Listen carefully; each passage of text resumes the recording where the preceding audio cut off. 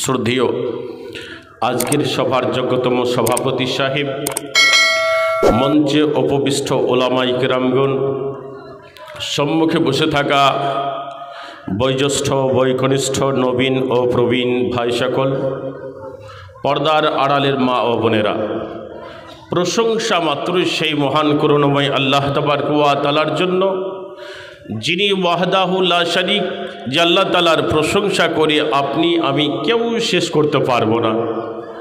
মহান আল্লাহ তাআলার সংক্ষিপ্ত ভাষায় প্রশংসা করি, সকলেই বলি আলহামদুলিল্লাহ। এবং বিশ্বনবী জনাবি মুহাম্মদ রাসূলুল্লাহ সাল্লাল্লাহু আলাইহি ওয়াসাল্লামের উপর লাখো কোটি দরুদ ও সালাম বিবর্ষিত হোক। আল্লাহুম্মা সাল্লি আলাইহি, আল্লাহুম্মা বারিক আলাইহি। প্রিয় ভাই সকল, আজ আমরা এই দুনিয়ার বুকে আমরা বেঁচে আছি, আমরা একদিন এই দুনিয়া ছেড়ে চলে যাব, ঠিক কি না ভাই? একদিন দুনিয়া ছেড়ে আমরা চলে যাব। আল্লাহ তাবারক ওয়া তাআলা আপনাকে আমাকে পাঠিয়েছেন দুনিয়ার বুকে। আল্লাহ তাআলা পরীক্ষা নিচ্ছেন, কেননা এই দুনিয়াটা হলো পরীক্ষাগার। আপনাকে আমাকে আল্লাহ তাআলা যে জীবন দিয়েছেন, এই জীবনটা অত্যন্ত মূল্যবান, অত্যন্ত দামি। কেননা এই জীবনটা যদি আপনি সঠিকভাবে সঠিক কাজে যদি আপনি লাগাতে পারেন, তাহলে আপনি দুনিয়ার বুক থেকে জান্নাতের টিকিট নিয়ে যেতে পারেন। কিসের বিনিময়ে? এই মূল্যবান সময় দিয়েছেন, এই সময়টা যদি আপনি কাজে লাগান, তাহলে এই সময়টার বিনিময়ে আপনি জান্নাতের সার্টিফিকেট দুনিয়া থেকে নিয়ে যেতে পারবেন।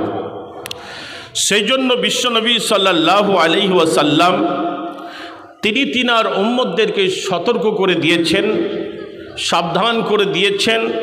আল্লাহ নবীজি এই কথা বলে সাবধান করেছেন, ও হায়াতাকা কাবলা মাওয়াতিক, হে আমার উম্মতেরা, তোমরা শুনে নাও, মরণের পূর্বে তোমরা তোমাদের জীবনটাকে অত্যন্ত দামি মনে করবে।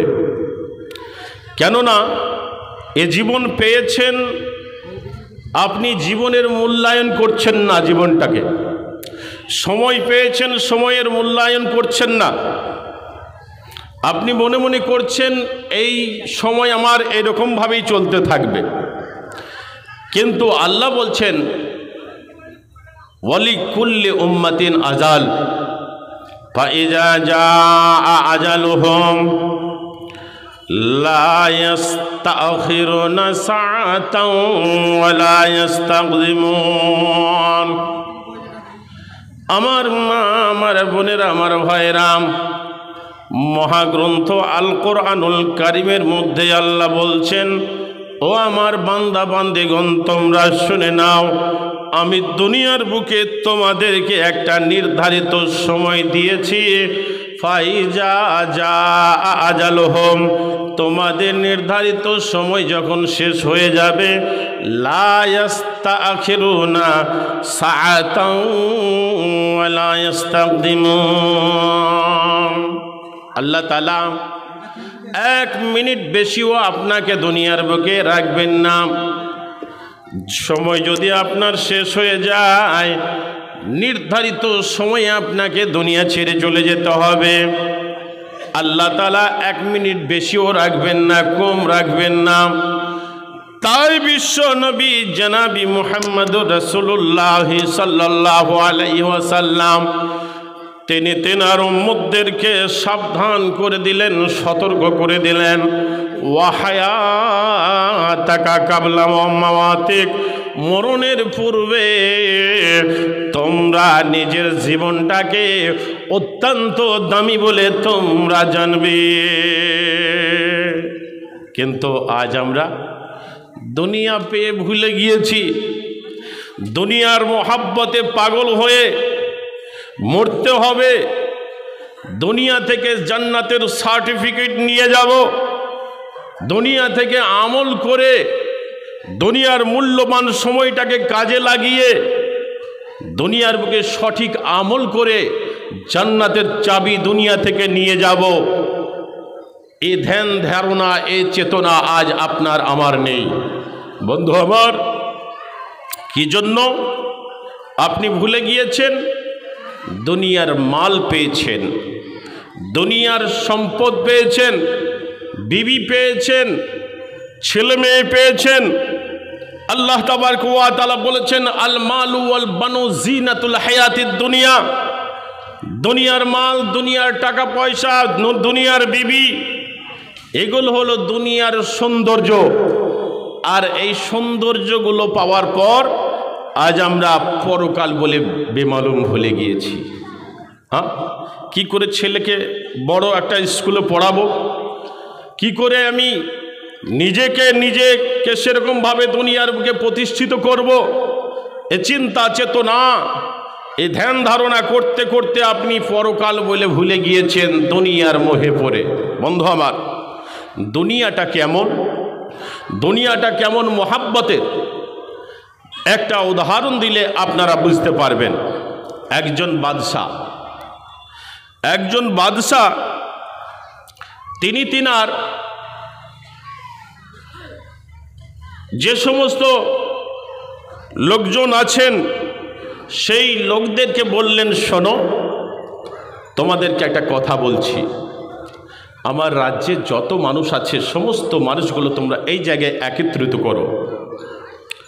করার পর বাদশাহ ঘোষণা দিচ্ছেন, ও আমার লোকেরা, তোমরা শুনে নাও, তোমাদেরকে যে জায়গায় আমি জমা করেছি, হাজির করেছি, তোমরা সামনের দিকে তাকাও, সামনে কি রয়েছে।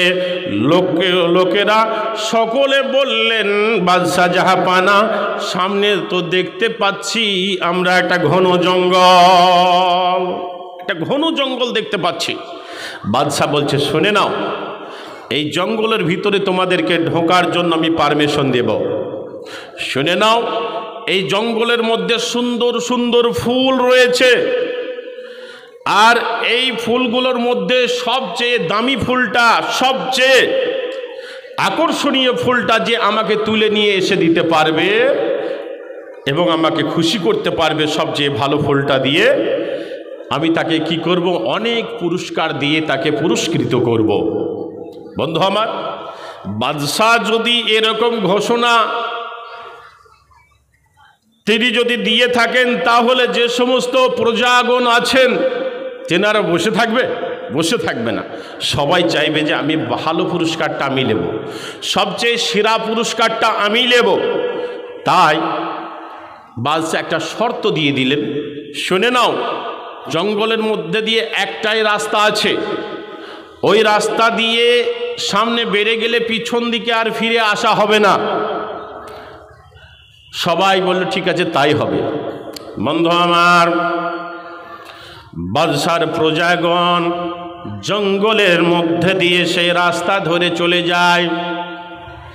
যখনই জঙ্গলের একটু গভীরে প্রবেশ করেছেন, দেখছেন যে সুন্দর সুন্দর মনোরম ফুল সেই জঙ্গলের মধ্যে ফুটে রয়েছে। এই যখন তারা দেখল, তখন তারা মনে মনে চিন্তা করলো, আল্লাহ, কত সুন্দর সুন্দর ফুল এই জঙ্গলের মধ্যে ফুটে রয়েছে, অতএব এই ফুলটা তুলব না, হয়তো এই ফুলের চেয়ে আরো সুন্দর ফুল ভিতরের দিকে আছে।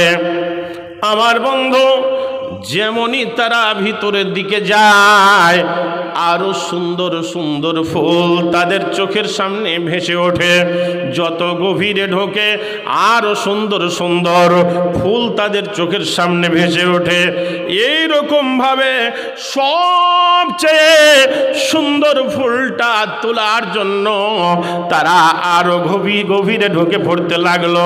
যত যায় তত সুন্দর সুন্দর ফুল তাদের চোখের সামনে ভেসে ওঠে, তারা বলে না না এটা নেব না, আরও ফুল মনে হয় ভালো, আরও এর চেয়ে ভালো আকর্ষণীয় ফুল মনে হয় ভেতরে ফুটে আছে। এই ফুলের আকর্ষণে ভিতরে ঢুকতে ঢুকতে এক সময় ফুল আর তাদের সামনে দেখতে তারা পেল না। তখন তারা দেখছে যে ফুলগুলো আছে ওগুলো ওই প্রথমকার ফুলগুলোর মতো অত সুন্দর নয়।